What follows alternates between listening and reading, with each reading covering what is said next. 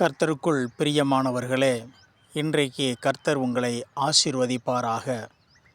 வேதம் சொல்கிறது, தானியேலின் புஸ்தகம் 9வது அதிகாரம் 23வது வசனம், நீ வேண்டிக் கொள்ள தொடங்கினபோது கட்டளை வெளிப்பட்டது என்று சொல்லி தானியேலுக்கு தேவன் சொல்கிறதை பார்க்கிறோம்.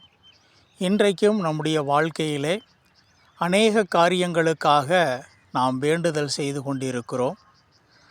இன்றைக்கு வேதம் சொல்கிறது, அந்த வேண்டுதல்கள் எல்லாம் நிறைவேற்றப்படும் என்று சொல்லி வேதம் சொல்கிறது.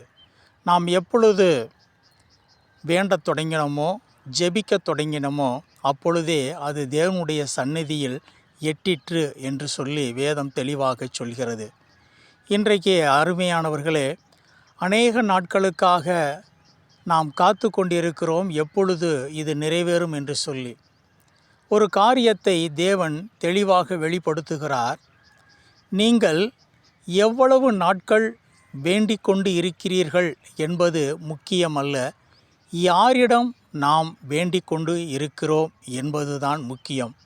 இன்றைக்கு நாம் வேண்டு கொள்கிறவர் யார் என்று சொல்லி அறிந்தால், அந்த நாட்கள் நீண்ட நாட்களாகவோ அல்லது வருடங்களாகவோ மாதங்களாகவோ இருக்கும் என்று சொன்னால் ஒன்றையும் குறித்து நாம் கவலைப்பட மாட்டோம். ஆகையினாலே நீங்கள் வேண்டிக் கொள்கிறவர் இன்னார் என்று அறிந்து வேண்டிக் கொண்டு இருக்கிறீர்கள்.